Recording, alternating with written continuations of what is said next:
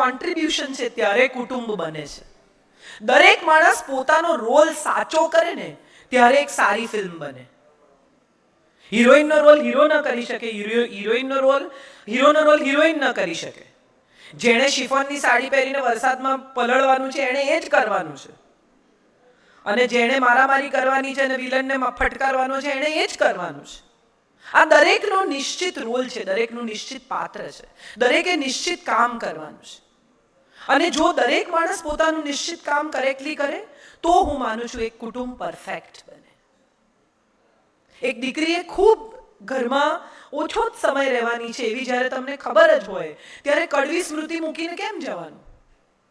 શું કામ કકળાટ કરવાનો? શું કામ ઝઘડા કરવાના? આપણને ખબર જ છે કે અહીંયા 20-25 વર્ષથી વધારે આપણી પાસે રહેવાનો સમય જ નથી. તો એ 25 વર્ષ તો એવા અદ્ભુત હોય કે મા બાપ ઘડીએ ઘડીએ યાદ કરે. એવું શું કામ થાય મા બાપને કે હશ પરણીને ગઈ તો હવે સારું લાગે છે, રૂમ તો ખાલી થયો? એવું થવાનું નથી, કારણ કે મા બાપ એમના અંશને ખૂબ ચાહે છે. પણ એ ચાહનામાં જ્યારે ગૌરવ પડે, એ ચાહનામાં જ્યારે દીકરી માટેનું અભિમાન પડે, જ્યારે પ્રતિષ્ઠા પડે, ત્યારે એમ થાય કે બરોબર છે. હું ઘણી વાર કહું છું કે દીકરો છે ને એ પિતાનું માન છે, પણ દીકરી તો પિતાનું સન્માન છે. આજ સુધી દીકરાની ભૂલ પર કદાચ બાપ 2 તમાચા જાહેરમાં મારી દે ને, પણ દીકરીની ભૂલ થાય ને તો બાપની આંખો નીચી થાય. એ મારી ન શકે, ન કંઈ કહી શકે, પણ મનમાં જે પીડા થાય ને એ તો માફ ન કરી શકાય એવી હોય છે. હથેળીમાં પગ મુકાવીને ઉછેરેલી દીકરી હોય એ નાનકડી ભૂલ કરે અને આખા કુટુંબ પર આફત આવે, ભાગી જાય. હમણાં કન્યા છાત્રાલયોમાં હું એક આખો પ્રવાસ કરી આવી અને મેં છોકરીઓને કહ્યું, મને બહુ એ વાત લાગે છે અત્યારના સમયમાં કે ગોગલ્સ પહેરતો હોય, ચશ્મા પહેરતો હોય, સ્માર્ટ હોય, આમ ચાવી ગુમાવે, મોટરસાયકલ પર આવે, આપણને એમ થાય કે આ તો હવે સલમાન પછી આનો જ નંબર આવશે.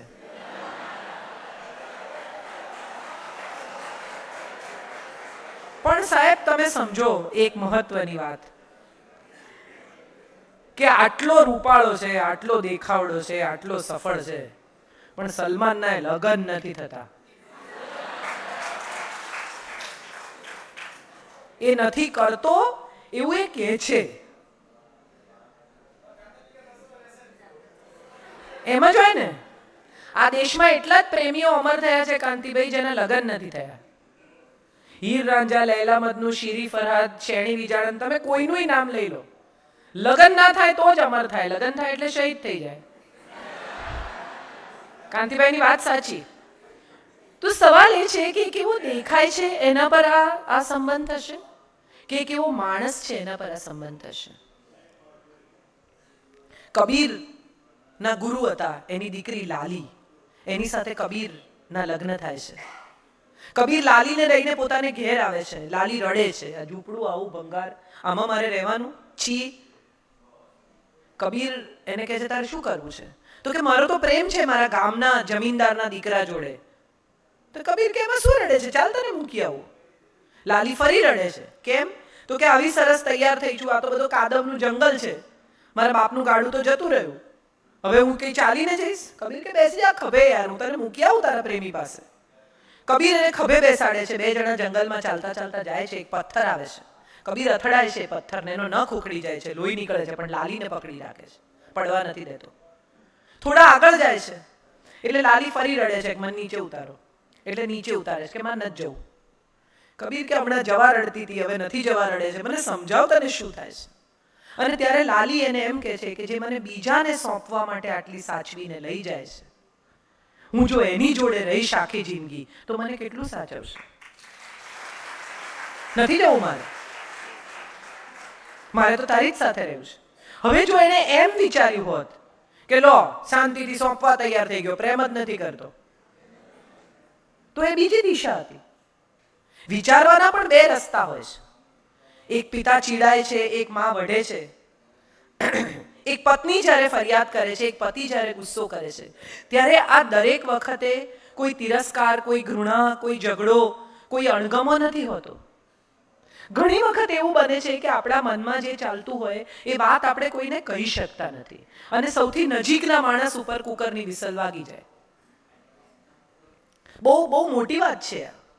ઘણી પત્નીઓ ફરિયાદ કરે કે બહાર જઈએ તો હસી હસીને વાતો કરે, ત્યાં તો ગુસ્સો કરતા નથી કોઈ દિવસ. કરે તો તમને સારું લાગે, પારકા બૈરા જોડે છાસિયા કરે. વિચારી જુઓ કે કેવું લાગે. ઝઘડો તો પોતાના જોડે જ થાય ને. તમે જેવા છો એવા ક્યાં દેખાઓ? જ્યાં તમારા અંગત લોકો છે ત્યાં. બાકી બહાર તો તમે કેવા સરસ સૂટ વૂટ પહેરીને સારા લાગો છો. બરમુડા પહેરીને આવ્યું છે કોઈ અહીંયા? એ તો ઘરમાં જ પહેરાય. બહુ મોટી વાત છે. આપણે ભૂલી ગયા છીએ કે આપણી સ્વાભાવિકતા તો ત્યાં જ છતી થાય છે જ્યાં આપણું કુટુંબ છે, જ્યાં આપણા પોતાના લોકો છે, જ્યાં આપણી અંગત વ્યક્તિઓ છે. એટલે જો આપણા પર ગુસ્સે થતા હોય, આપણા પર નોર્મલી વર્તતા હોય, આપણી પત્ની ફરિયાદ કરતી હોય, આપણા સંતાનો પર આપણે ગુસ્સે થતા હોઈએ, તો માનજો કે હજી એ અંગત સંબંધ અકબંધ છે, હજી એ પ્રેમ એમનો એમ છે. એક પતિ પત્ની સવારે ગેલેરીમાં બેસીને ચા પીવે તો પત્ની રોજ જુએ ને કે આ સામેવાળી યાર કેટલા ખરાબ કપડાં સૂકવે છે, સરખા ધોતી જ નથી. રોજ એ લોકો ચા પીવા બેસે ને પેલા બહેનનો કપડાં સૂકવવાનો સમય રોજ કે આ યાર રોજ કેટલા ગંદા કપડાં ધુએ છે, એને મારે પાવડર આપવો જોઈએ, એને મારે આમ કરવું જોઈએ, એને મારે બ્રશ આપવું. એક દિવસ ચા પીવા બેઠા અને પત્નીએ કહ્યું કે અરે આ તો જોરદાર કપડાં ધોયા, ચોખ્ખા. કેમ બેન? મનોમન. ત્યાં એને નહીં તો જામે. એટલે પતિએ ધીમેથી કહ્યું કે એકચ્યુઅલી છે ને મેં આપણો કાચ સાફ કર્યો છે.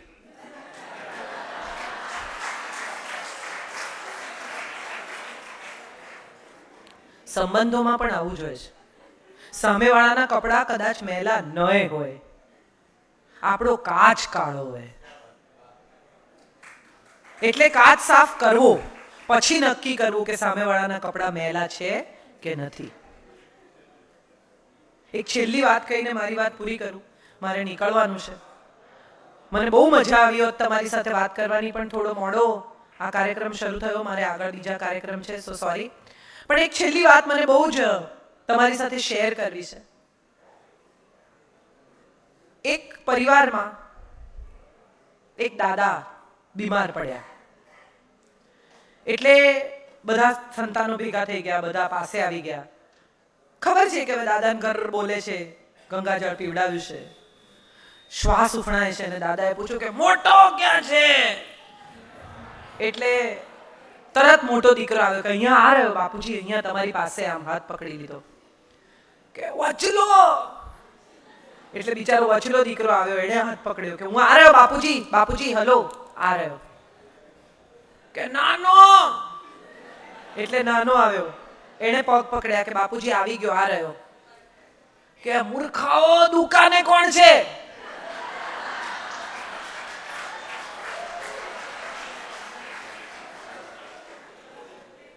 અંત સમયે 3 સંતાનો એમની પાસે છે, એમનો હાથ પકડીને એમની નિકટ ઊભા છે. એ વાતનું સુખ નથી.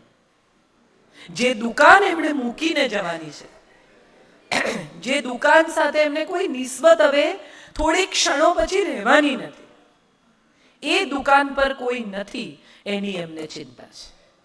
આપણે બધા જ કદાચ આવી જિંદગી જીવતા થઈ ગયા છે. જે આપણું નથી એમાં આપણી સંપૂર્ણ શ્રદ્ધા છે, એમાં આપણો સંપૂર્ણ રસ છે, એમાં આપણું સંપૂર્ણ આકર્ષણ છે. કેટલા બધા લોકોને અભિભૂત થઈ જાય કોઈ અંગ્રેજી સારું બોલતું હોય તો. મને સારું અંગ્રેજી નથી આવડતું એ વાતે મેં કેટલા બધા લોકોને મૂંઝાતા જોયા છે. દુખી તો ત્યારે થવું જોઈએ જ્યારે આપણને સારું ગુજરાતી બોલતા ના આવડે. એ આપણી ભાષા છે. સારું ફ્રેન્ચ બોલતા ના આવડે તો કોઈ દુખી થાય છે, સારું જર્મન બોલતા ના આવડે તો કોઈ દુખી થાય છે. તો અંગ્રેજીમાં એવું શું દાટ્યું છે કે આપણને અંગ્રેજી ના આવડે તો દુઃખ થાય? એવા કેટલા લોકો હું તમને બતાવું તમારા જ પરિવારમાં, તમારા જ સમાજમાં, કે જેને અંગ્રેજી નથી આવડતું અને એને કરોડો રૂપિયાના દાન કર્યા છે. શું ફરક પડે છે? લઘુતા ગ્રંથિમાંથી નીકળીને કદાચ હવે આપણે આપણા ગુજરાતીપણા, આપણા પાટીદારપણાને ઉજવવાનો સમય શરૂ થયો છે. અને એ એટલા માટે ઉજવાવું જોઈએ કે આ સિસ્ટમ તમે ચાલુ રાખી છે. આ છાત્રાલયો, આ સ્કૂલો, કેટલું દાન, હોસ્પિટલ્સ, તમે જુઓ કેટલું કામ થાય છે. અને આ જે કામ થાય છે એ માત્ર સમાજ માટે નથી. તમારી હોસ્પિટલ્સમાં, તમારી સ્કૂલ્સમાં એવું ક્યાંય નથી કે માત્ર પટેલ છોકરાને પ્રવેશ મળશે. તો આ જ કુટુંબ છે. સર્વેને સ્વીકારીને આગળ વધતા રહેવું, એ જે નિયમ પહેલેથી દાખલ થયો, એ જ પાટીદારનો કે એ જ વિશ્વનો નિયમ છે. કુટુંબ એ કોઈ 4 માણસથી બનતું, 8 માણસથી બનતું, 15 માણસથી બનતું કોઈ નાનકડું યુનિટ નથી. તમારા કુટુંબમાં તમે જેટલા લોકોને સમાવવા માંગશો એટલાને સમાવી શકશો. સવાલ માત્ર એટલો છે કે એકબીજા પરત્વે કાળજી હોય, એકબીજાની ચિંતા હોય, એકબીજા માટે માન હોય. કેટલા બધા લોકોને હું એવા જોઉં છું કેમ કે મારી સાથે ખરાબ રીતે બોલે, પણ તમે કઈ રીતે વાત કરો છો એ પણ સમજવાની વાત છે. સૂરજ ખોટો, પહેલો જ કાળી 5 હોય એટલે એમને કાળી 7માં જ જવું પડે, બીજો એમની પાસે રસ્તો જ નહીં. બહુ મજાની વાત છે સાહેબ, આપણે બધા અપ્રુવલની સોસાયટી પર જીવતા થઈ ગયા છે.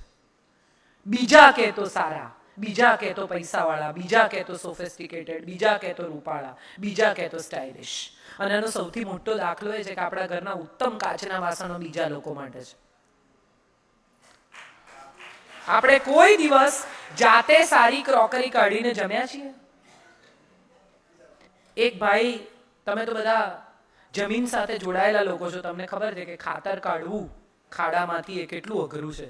હાથ બાથ બળે, ગરમી લાગે, માનસિક ત્રાસ થાય. જેણે કાઢ્યું હશે એને ખબર હશે, નવી પેઢીને તો કદાચ નહીં ખબર હોય, પણ ખાતર કાઢવું કેટલું અઘરું છે. વાહ! તો એક ભાઈ બિચારા ખાતર કાઢીને ઘેર આવ્યા. એની પત્નીને કે જમવાનું પીરસ, એટલે પત્નીએ જમવાનું પીરસ્યું જૂની થાળીમાં, જે રોજિંદી. એટલે એણે કહ્યું કે ભંગાર થાળી મને નહીં આપવાની, સારી થાળીઓ નથી ઘરમાં? તો કે છે ને, પણ મહેમાન માટે રાખી છે. એટલે એણે થાળીનો ઘા કર્યો સાહેબ, મગજ ગયું એનું એવું. એક તો ગરમી લાગેલી, થાક લાગેલો, ભૂખ લાગેલી, અને એમાં ગંદી થાળી પત્નીએ મૂકી કે ખાતર કાઢવા મહેમાન આવે છે, આ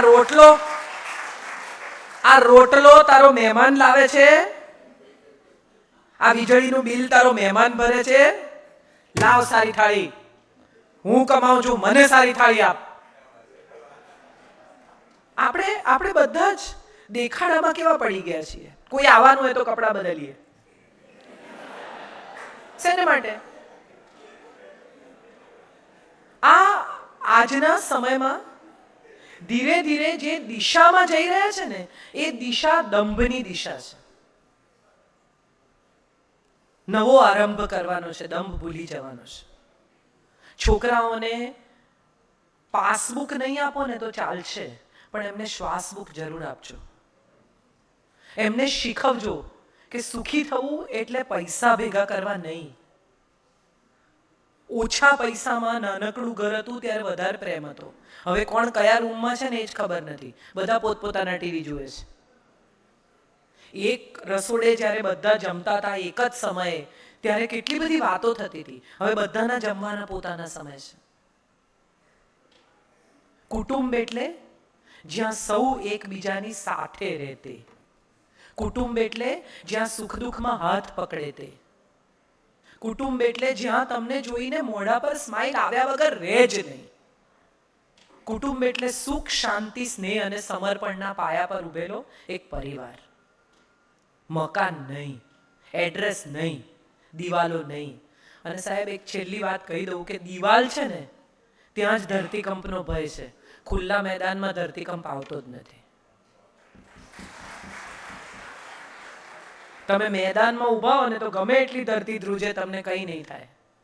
પણ જો તમે દિવાલમાં ઊભા હશો તો ભય લાગશે કે હવે પડશે. દિવાલો રહેવા દો, મેદાન ખુલ્લું કરી નાખો. જેટલો પ્રેમ જાતને કરો છો ને એટલો જ પ્રેમ જો બીજા બધાને કરી શકશો ને તો જગત તમારું કુટુંબ બની જશે. બહુ આભારી છું તમારા બધાની કે આવી તક આપી, આવી રીતે તમારી સાથે વાત કરવાનો સમય મળ્યો. મને સમય ઓછો પડ્યો, તમને પડ્યો જ હશે એવું માનું છું. બેન જાઓ એવું કોઈ કહેતું નથી એટલે માનું છું કે ઓછો પડ્યો હશે. ફરી પાછી ચોક્કસ આવીશ. 4:30 નીકળવું હતું, 4:45 થયા છે. મારે હજી હિંમતનગરથી આગળ જવાનું છે. પણ ફરી એકવાર તમારા સૌનો આભાર, તમને સૌને પ્રણામ. જગતના પિતા એવા તમે સૌ જે જમીન સાથે જોડાયેલા છો, તમારા મૂળ ઊંડા છે માટે તમારા વૃક્ષો ઊંચા થયા છે.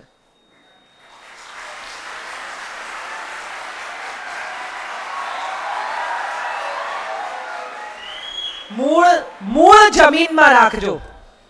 પગ જ્યાં સુધી જમીન પર હશે ને ત્યાં સુધી તમને કોઈ ઉખાડી નહીં શકે.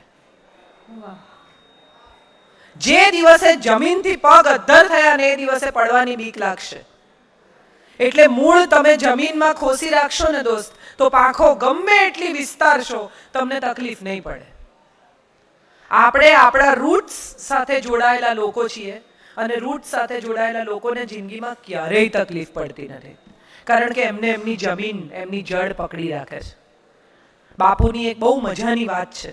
આમ જુઓ તો હરિલાલ બાપુનો પોતાનો દીકરો, બાપુએ કુટુંબ, આખી દુનિયાને કુટુંબ બનાવ્યું. જે રાષ્ટ્રપિતા કહેવાયા એનો દીકરો પોતાનો એની વિરુદ્ધ ગયો. જેણે પ્રેમનો નમૂનો બનાવ્યો શાહજહાં, એનો દીકરો ઔરંગઝેબ પ્રેમના નામે 0, સંગીતના નામે 0, કલાના નામે 0. આવા તો બહુ કિસ્સા છે. પણ આ કિસ્સાઓ ત્યારે બને છે જ્યારે કુટુંબ ફેલ જાય છે, જ્યારે માણસ પોતાની નીચે, પોતાની આસપાસ, પોતાની દુનિયામાં જોવાનું ચૂકી જાય છે. તમારી દુનિયામાં જોતા રહેજો. મોદી સાહેબ નોટ કેન્સલ કરે એનાથી બહુ મોટો ફેર નહીં પડે, પણ આપણે જો વાલ કેન્સલ કરીશું ને તો ક્યાંક બહુ મોટો ફેર પડી જશે. એટલે સ્નેહ, સમર્પણ, સમજ, સન્માન, આ 4 વસ્તુ કુટુંબમાંથી કદી ઓછી ના થાય એવો પ્રયત્ન સૌએ કરવાનો. આ પેલા અત્તરના ટીપા જેવી કથા છે કે બાકીનાને એમ છે કે હું પાણી નાખીશ તો વાંધો નહીં આવે ને છેલ્લે ઓજ પાણીથી ભરાઈ જશે. પણ જો એમાં કોઈક 10 જણાએ બી અત્તરના ટીપા નાખ્યા હોત ને તો પાણી એ સુગંધી થયું હોત.